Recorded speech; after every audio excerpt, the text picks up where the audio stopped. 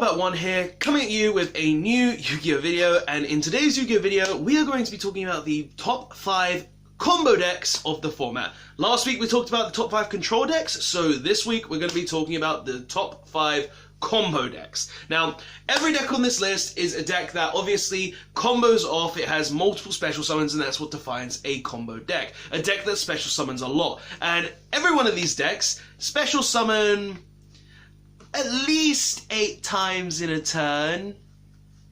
They special summon a lot more than 8 times a lot of the time.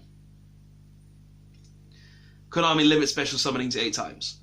Just give it a limit, please. But yeah, nonetheless, all of these decks are combo decks. They all special summon a ton, which defines them as a combo deck, because a combo deck is basically a deck that does so many different plays in one turn that it will guarantee you an end board which can help you win the game, which can prevent your opponent from playing the game, and everything along those lines. So let's get into it, because I want to talk about what the top 5 combo decks of the game currently are. So yeah, so let's start off with number 5. So number 5 is a deck that only came out quite recently, hasn't really reared its head in the game too much, but is a deck that is still quite powerful nonetheless, even though it hasn't done a lot in the game. And this is Dragon Link. Now, Dragon Link obviously get a lot better when we get Chaos Impact in the game, because they get Striker Dragon, and Striker Dragon just allows them to do a lot more plays. But this is a deck that currently basically ends on 5 negates common most of the time, or 4 disruptions,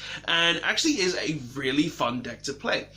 Seeing as it goes through multiple different combo routes to get to its end board of 5 negates or 4 disruptions, and it just does a lot to actually get there. Now, obviously, this deck has multiple different playstyles, and its main combo is a 1-card combo a combo that can take up the entire hand. But essentially, to get to this combo, you either need to be able to make a Miko, which Miko just equals the entire combo in general, which would be a Dragonette or a Overraptor, or you could go through just the Guard Dragon route, which allows you to make all the plays, and it doesn't need you to make the Miko. Now, commonly, if you're just going straight into the Guard Dragons, you will normally use your entire hand. But if you're going the Miko route is normally just a 1-card combo with, as I said, a Dragonette or an LP. A Dragonette or a Overraptor. Now, obviously, this deck is very powerful because it can end on a board with Hot Red Dragon Archfiend, Savage Dragon, and a 2-negate Appaloosa, the Bow of the Goddess, and 1 Herald of Heavenly Seals. Now, this is its common ending board, and it can get to this ending board very easily, either through the Miko route, as I said, or the Guard Dragon route, but the Miko route still goes through the Guard Dragon scene, as the combos mainly just end up with you going combo into Miko, combo into Guard Dragon, combo into Rockets. That is the 3 combos that this deck will commonly use, because the first combo is to essentially set you up for the Guard Dragons. The second combo is the Guard Dragons themselves. And the third combo is the one that allows you to make the Rockets to be able to end on a Savage Dragon, as well as an Appaloosa, Heraldic Seal of Heavenly Spheres, and a Hot Red Dragon Archfiend Abyss. And this is just a really good deck. It's a really strong deck. It's a 1-card combo deck, but its biggest flaw is that it really does lose to hand traps. If you have that 1 hand trap for the Dragonette, or for the Overraptor, or for the LP, then likelihood of you winning that match are very low, but the deck is still very powerful nonetheless, even though that this is a problem, and it will only get better as we go down the line as well. So number 5 goes to Dragon Link. It's a very good deck, very great combo deck, and even though it hasn't done much in the format yet, it will most likely do a lot more going into the current meta. So yeah, let's go to number 4, because I talked a lot about that. So at number 4, we have Salomon Gray. Now, Salomon Gray is a combo deck that is also a borderline control deck. It's a deck that essentially revolves around you going through your turn 1 combo, which essentially ends you on... Normally, it will end you on a Trap plus Dweller with a Sunlight Wolf, and it will do this through using cards like Gazelle, Foxy, Spinny, Jack Jaguar, and all the cards along these lines to essentially end you on a board that will guarantee you combo for next turn, and also give you guaranteed recyclability plus disruption for your opponent's turn. Now, This deck is a very good deck. It's a deck that, yes, has been hit by the ban list, and yes, isn't the best currently, even though I'm saying it's a really good deck. But the deck has shown that it's still a powerful deck, because if all it lost on the list was consistency, and consistency doesn't make the deck all the time, and this deck has obviously shown that even though it's lost consistency, it's still a very powerful deck. The deck is very heavily played, seeing as it's a very cheap deck to afford. It's a deck that is just very powerful in its combo strategy, where, turn one combo, make the Sunlight Wolf, make a Dweller possibly, or something else, maybe have a Booster if you want to, go into, get the Trap as well so you can have disruption for your opponent, and add the Gazelle back so you have combo for next turn, or have a Will of the Salomon Gray to be able to revive your stuff next turn as well.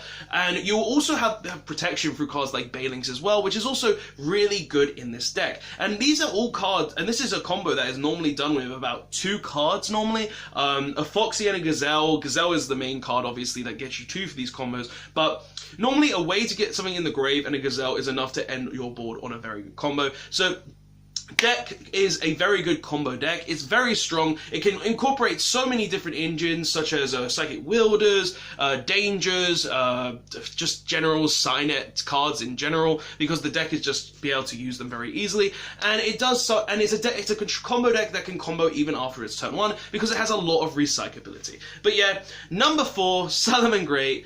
Let's go into number 3. So at number 3, we have Thunder Dragons. Yes, Thunder Dragons are a very good combo deck that are also borderline control in a way as well. Seeing as that the pure Thunder Dragon deck has been doing a lot better recently, and the deck just ends on multiple Colossuses to be able to prevent your opponent from searching their deck to prevent them from playing the game, the deck is a very strong control deck / combo deck. To start your combo off, all you really need is a way to banish a Roar, and you've got the whole combo there. Because an aloof Lupine banishing a single Thunder monster from your hand, plus having the discard fodder, it's very important that you discarded a card, equals normally a double Colossus board, maybe a Titan as well if you have the Thunder Dragon Fusion.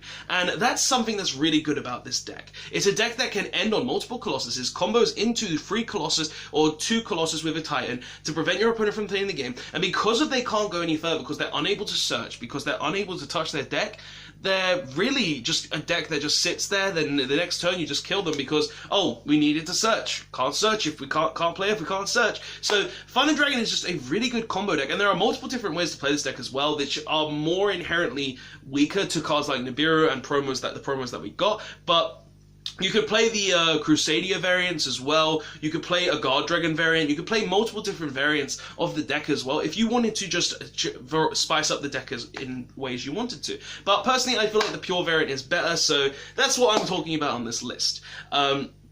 But yeah, number 3 goes to Thunder Dragons. Very good deck, very strong strategy, and definitely a strategy that I can see going forward into the future because it's just really good. With like Colossus on its own, it's a very powerful card.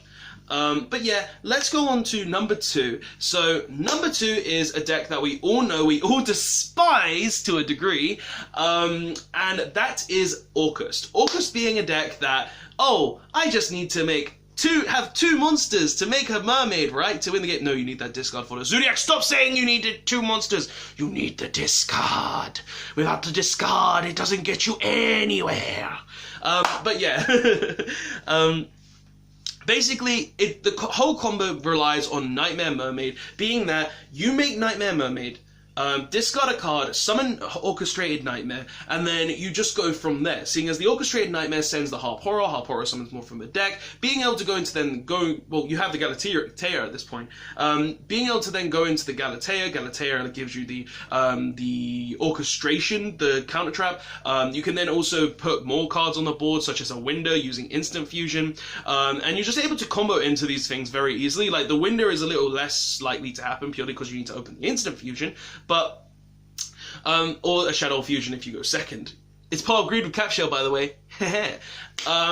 But the deck is essentially a combo deck that likes to end on a floodgate board that says, oh, I'm going to have a Dingirsu to protect my Winder that I'm summoning off the instant fusion. Then I'm also going to have a counter trap to protect my Winder to prevent you from playing the game. And if I have any other disruptions, such as hand traps, such as a Babble to be able to summon more from the grave, anything along those lines, I'm basically going to be able to protect myself and stop you from playing the game. And that's what Orcus basically is right now. It's a combo deck that makes a generally weak-looking board, similar to Salomon Gray, but makes it to a point where it's very hard to out, because with one special summon in this game, you're not going to be able to do much, seeing as special summoning is very important in Yu-Gi-Oh! Right now. Without special summoning, a lot of these combo decks aren't going to do a lot, so yeah, combo Orcus is number 2. Let's get into number 1 though, because this is the deck that I feel like is the best combo deck in the game currently. So at number 1, we have a deck that is always near and dear to my heart,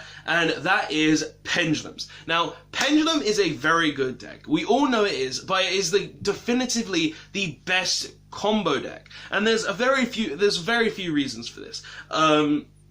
One, no matter what hand you will have your combo. If you open, like, everything in the deck is a consistency card. You're playing Allures, Pot of Desires, you're playing Pendulum Cores, you're playing Duelist Alliances, you're playing every Pendulum monster equals Electromite. You're playing so many ways to get into Electromite that just equals the whole combo.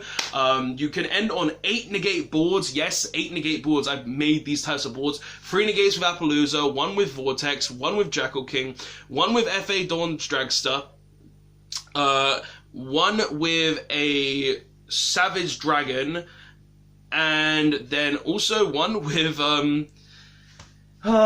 Zephyr Divine Strike. You can do it, it's very easy, and it prevents the new promos. And also the deck is a deck that can play around the new hand traps very easily, being able to make Cerberus Jackal King very easily, seeing as all you need to do is get the Servant up to 3 counters, which is very easy with the amount of spells. So you're playing Allure, Pot of Desires, Endymion spell card that searches other Endymions, Duelist Alliance, Foolish, Dragon Shrine. There's a ton of spells. Pendulums in general are spells. And then just to prevent the Nibiru from being able to trigger off, like, the deck has a lot of ways to prevent that. Plus, as I said, ends on 8 negates. Now, and basically the deck does this very easily because you can do this, you can end on, the weakest board that this deck ends on normally is a 5 negate board, and the 5 negate board will normally be a 5 disruption board, I should say, which would be normally a Servant with a Vortex and an Endymion with a Servant on board, a Jackal King, a Vortex, and a Herald of Heavenly Seals with possibly an FA Dawn Dragster. And that's the weakest board that this deck can end on. The deck can end on much more powerful boards, as I said, the 8 negate boards. The deck also has a very strong going second board where it can play through pretty much any board as long as it's not the 8 negate board mirror match, and it's just very powerful because of that. Pendulums are generally a deck that has always been really strong. It's a deck that always has a lot of combo ability, and as long as the Electromite doesn't get ogred, you're 9 times out of 10 going to win that match, because Electromite, it just blows out the entire game. Being able to give you access to the Guard Dragon combo, thanks to being able to put Dark Web in the extra deck. Pardon me. Thanks to being able to put a Dark Web in the extra deck. Being able to use cards like Harmonizing Magician to guarantee multiple different summons in your Pendulum summon. Being able to just go super far in any card, in any form with your opening hand. Like, literally, a hand with, like, Curtain Raiser, normal summon, and 3 bricks can end you on a 5 negate board. And those 3 bricks I'm talking about, guess what? Time Gazer Magician. Actually, no, that could be your normal summon. It could be something else. It's very basic. The deck ends on multiple negate boards. But that's the best deck, in my personal opinion. The best combo deck is a deck that can end on multiple negate boards, can pretty much break through any negate board, any opponent's board, as long as they don't have anti-spell fragrance. We don't talk about anti-spell fragrance. And can also do just a lot in general. So, personally, I feel like Pendulum are the best combo deck in the game. They have a lot of combos in the deck. They can go through multiple different routes just to get to an Electromite and then go from there, obviously, because then the combo gets very obvious, where you make the Vortex, you make the FA, you make possibly a Digger's Thermal, or a Savage Dragon, that's up to you. I normally go for the Stone Roll to put the Electromite back, but yeah, you get what I mean.